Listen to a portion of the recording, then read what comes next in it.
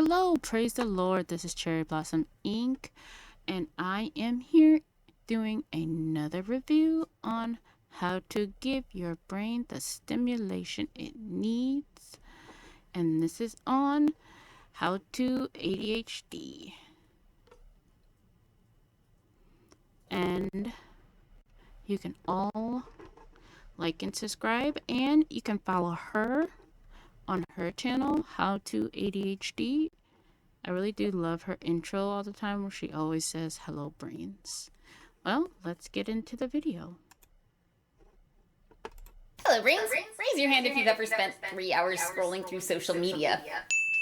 Oh, Raise your other hand if you ever actually planned to.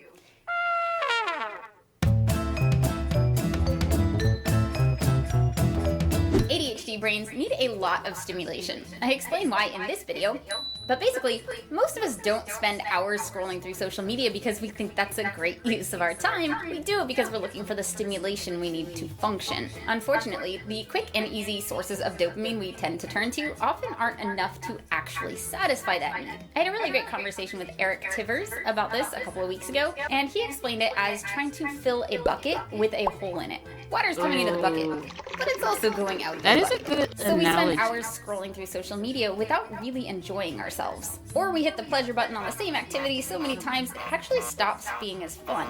Or we send way too many texts. Yeah, I understand that. It happens a lot. The obvious solution here is to do things that do give us the level of stimulation we need, that do fill our buckets. But making different choices requires figuring out what those choices are, weighing those choices, figuring out the steps involved, then initiating them, and because the more satisfying dopamine choices usually take longer to set up, being able to tolerate the distress of being bored in the meantime, which, when we're already low on dopamine, has a possibility scale ranging from maybe to nope.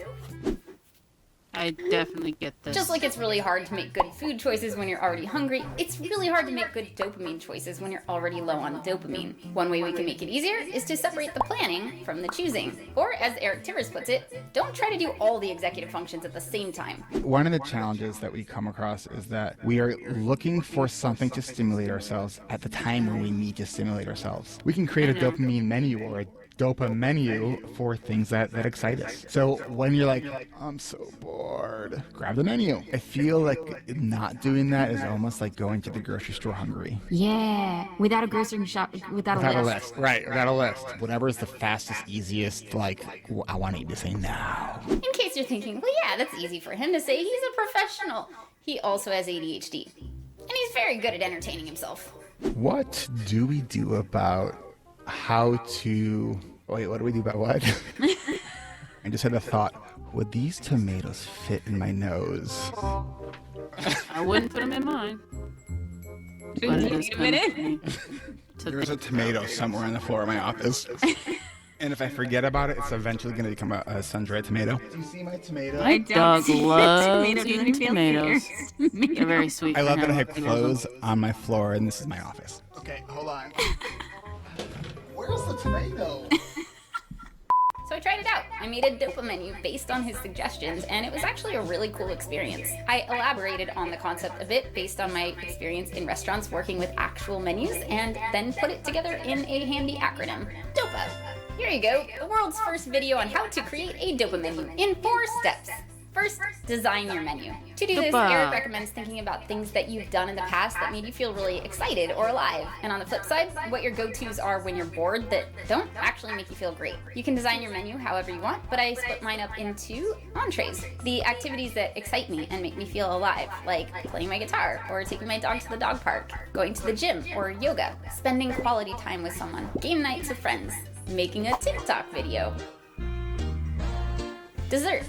Things that are my go-tos that I tend to overdo it on. Things that don't really fill the bucket. Scrolling through social media, texting, spending time with someone who's not really present, ruminating, mindless eating, watching TV, playing video games by myself. Wow, I have a lot of these. I would like to point out that it's totally fine to eat dessert sometimes. It's just good to be aware of when that's what we're ordering, because if that's all we're eating, we're probably not gonna feel great. I also added appetizers, things that can give me a quick dopamine burst without sucking me in. So things like a minute of jumping jacks, or a cup of coffee, or setting a timer for 5 minutes on social media. And sides, things I can add to other activities to make them more engaging. So adding a music playlist, using a fidget, or making it more challenging. And I made a separate menu for specials. I love things music like playlists. concerts that I might be able to go to occasionally, but I can't do very often. Going on vacation, buying a new outfit. Once you have a bunch of options on your menu, omit any options that aren't realistic right now. You know what?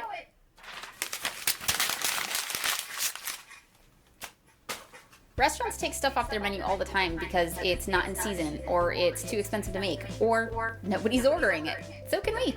Dog Park will have to wait until we can do that again. I will actually never choose write a novel over a post on Twitter. Also, this is not a to-do list. This is a Dopa menu. That one's kind of expensive. It should probably be a special. Oh good, I have specials again. The idea is whatever's on your menu should be something you'd actually order and something you can actually make. Once you've got your menu set, prep your ingredients.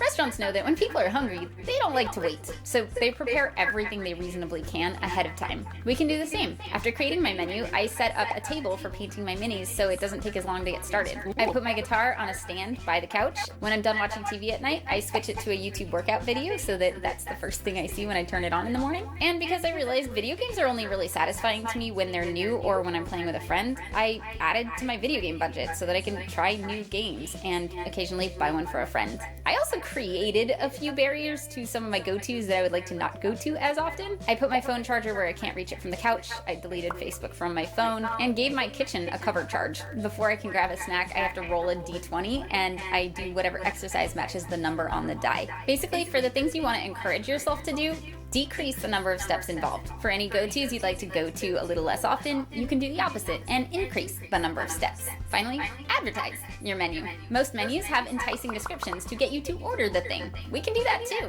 We can also make it pretty or funny and post it where we'll be able to see it when we're bored. I posted one on my coffee table, in my studio, on my fridge, and I made a mini version for the lock screen of my phone. Now when I pick up my phone, I can see what my other options are. If you're not sure what to choose, there are even websites with random choice generators. Just put in all your options and it will pick one for you. This isn't to say that suddenly we're going to make all different choices, or even that we should. There's something to be said for familiarity, especially when we're going through a crisis. But by preparing a menu in advance, we'll have more options available to us when we need them. Of course, if nothing seems fun, Eric has a different piece of advice for that. What do we do if nothing feels enjoyable?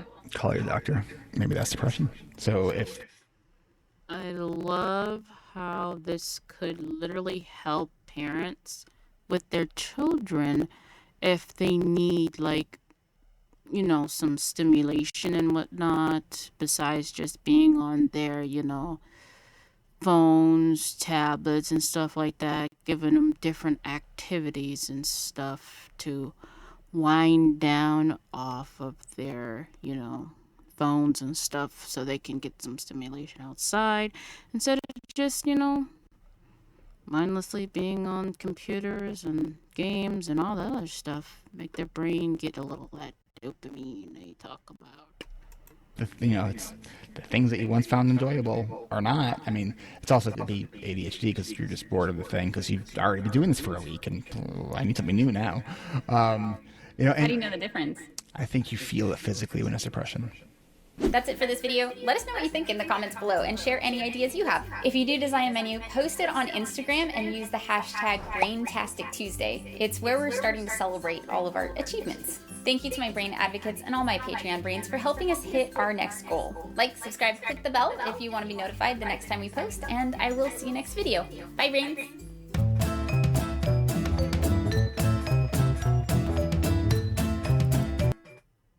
Well, that was a braintastic video. I really enjoy her videos about ADHD, and this one is about her book. Maybe I'll do that one next time, but let me know what you think.